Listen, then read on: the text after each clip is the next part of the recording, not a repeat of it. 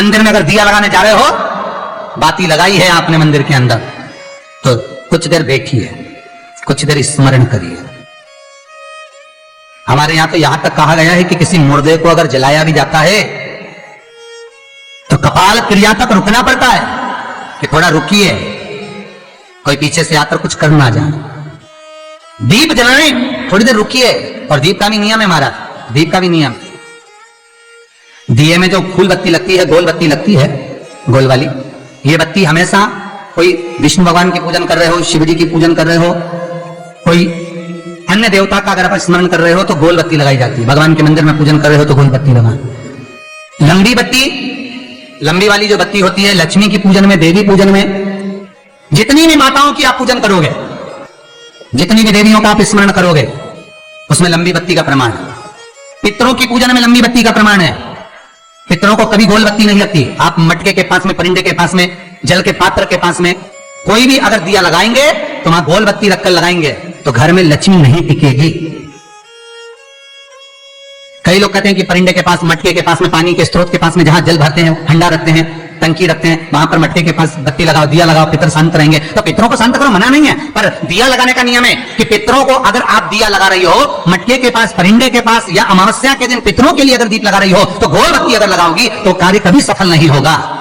घर में लक्ष्मी नहीं टिकेगी, संपदा नहीं रहेगी, घर में कोई ना कोई बीमार पड़ा ही रहेगा। धन आएगा जाएगा, टिकेगा नहीं। इसलिए पितरों के लिए अगर दिया लगाना है, पूर्वजों के लिए दिया लगाना है, पितरों के लिए अगर दीप लगाना है तो लंबी बत्ती लगाइए, लंबी बत्ती। महाराज लंबी बत्ती का प्रमाण हमारे यहां शास्त्र का, गोल बत्ती का प्रमाण। और सुंदर चरित्र कहा, यदि आपके जीवन में बहुत ज्यादा लक्ष्मी से तकलीफ है, कष्ट बहुत ज्यादा है, या संबंध खराब हो रहे हैं बहू और बेटों के, संबंध खराब हो रहे हैं, अदालत में बात चली गई कि लड़की और लड़के का तलाक होने वाला है, बहू अपने घर जाकर बैठ गई, आने को तैयार नहीं है, जमाई अपने घर ले गया, लड़की को लाने को तैयार नहीं है,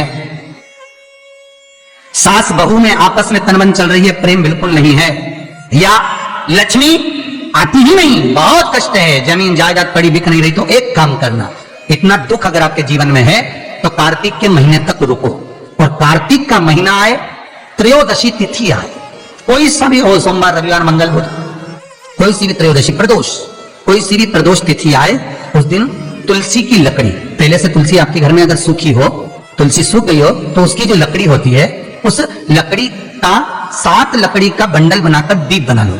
लकड़ी का दीप मतलब लकड़ी पतली पतली डालियों को लेकर कच्चे सूत से उसको बांधो और बांधकर घी में डुबक दो। कार्तिक के महीने में शुक्ल पक्ष की त्रयोदशी तिथि जब आए, प्रदोष का जब व्रत आए, उस दिन भगवान के मंदिर में, शिव मंदिर में नहीं, भगवान किसी भी देवता के मंदिर में, विष्णु के मंदिर में, नारायण के मंदिर में, कृष्ण मंदिर में, राम मंदिर में, किसी भी मंदिर में, मंदिर ना हो तो अपने घर के मंदिर में शाम के समय पर उस तुलसी की लकड़ी का दीप, दिया भरकर उसमें घी डालकर जो दीप प्रकट कर देता है, जला देता है, दीप को प्रज्वलित कर देता है, उसके घर में कभी संपदा की कमी नहीं होती। महाराज विष्णु पुराण में स्पष्ट लिखा है। इसलिए शायद कहा जाता है कि भगवान को सर्वश्रेष्ठ कौन सा चंदन अच्छा लगता है। आपको पहले भी कथा में कहा, आगरा की कथा अगर किसी ने सुनी होगी तो उसमें वर्णन किया, भगवान को सर्वश्रेष्ठ चंदन कौन सा, भगवान को सर्वश्रेष्ठ चंदन कौन सा प्रिय है, वो कौन सा चंदन है जो भगवान विष्णु को लगाएं, राम को लगाएं, कृष्ण को लगाएं, वो कौन सा चंदन है जो श्री हरि को लगाया जाए। तो जीते जी भगवान विष्णु एक बार गले लगाते हैं, उसको कहते हैं हरि चंदन। कौन सा चंदन है? हरि चंदन। हरि चंदन बाजार में नहीं मिलेगा, हरि चंदन आपको बनाना पड़ेगा। कैसे बनाना है? तुलसी जब सूख जाए उसकी जड़ को निकाल लिया जाए, वो जड़ को पानी में धो लिया जाए, धोने के बाद उसको सिलवट्टे पर, पत्थर पर घिसा जाए और घिसकर उसमें थोड़ा सा कुंकू, रोली डालकर तैयार कर जो भगवान विष्णु के मस्तक पर, कृष्ण राम के मस्तक पर लगा देते हैं और उसकी एक बिंदी अपने हृदय पे लगा लेते हैं। जीते जी भगवान एक बार उसको गले लगाते ही हैं। हरि चंदन प्रियतम। जैसे शिव महापुराण में रुद्र चंदन का भाव है, शिव महापुराण में रुद्र चंदन का प्रमाण दिया जाता है। अगर आपने लिंग पुराण पढ़ी हो तो उसका 5वां स्कंद अवश्य पढ़िएगा महाराज, और शिव महापुराण अगर पढ़ रहे हो तो उसका कुमार खंड पढ़िएगा जिसमें रुद्र चंदन का प्रमाण है। रुद्र चंदन कैसा? रुद्र चंदन का प्रमाण कैसा? तो महाराज कहा चंदन घिसकर, पीला चंदन घिसकर उस चंदन को 3 मुखी रुद्राक्ष पर लपेट लिया जाता। 3 मुखी रुद्राक्ष पर उस चंदन को लपेटा जाता। लपेटोगे उसके बाद उसको ऐसा गोल करोगे तो एकदम चिकना हो जाएगा, एकदम चिकना, ठीक है, एकदम चिकना हो जाएगा। और उस चंदन को आप शिवरात्रि के दिन, और कोई से भी महीने की शिवरात्रि, किसी भी महीने की हो, सब फलदायी होती है। अगर आप पंचांग में देखेंगे तो शिवरात्रि लिखी हुई आती है, हर महीने शिवरात्रि पड़ती है। किसी भी महीने की शिवरात्रि पर रुद्र चंदन अर्थात जो चंदन का आपने 3 मुखी रुद्राक्ष में लेपन करा है, उसका गोला बनाया है, वो चंदन अच्छा मोटा मोटा कर लेना, अच्छा बढ़िया, ऐसा नहीं थोड़ा बहुत ही लगा, पूरा रुद्राक्ष दिखना नहीं चाहिए, पूरा लपेट कर उसको शंकर के शिवलिंग पर ले जाकर रख दीजिए और फिर धीरे धीरे शंकर भगवान का जल अभिषेक करना प्रारंभ कर दीजिए। वो चंदन पूरा धीरे धीरे शंकर के शिवलिंग पर डलना चाहिए। शंकर के मूल मंत्र श्री शिवाय नमस्तुभ्यं का जाप करिए। यह कहलाता है रुद्र चंदन।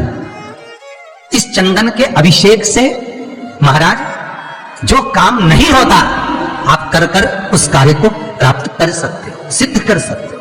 रुद्र चंदन, हरि चंदन, रुद्र चंदन, ये वो चंदन है जो जीवन का सुख प्रदान करने वाले, हरितत्व देने।